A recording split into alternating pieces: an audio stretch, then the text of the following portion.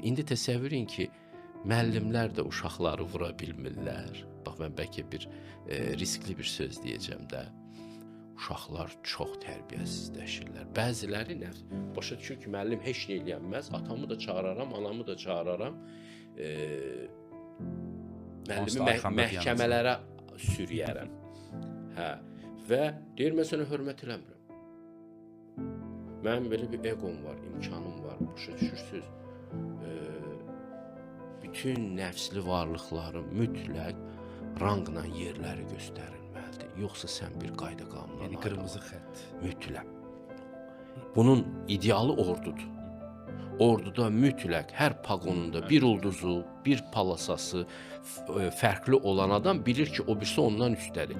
Ondan ağıllıdırmı, ondan mərifətlidirmi? Yox. Onun dərəcəsi üstündür, sən ona tabe olacaqsan.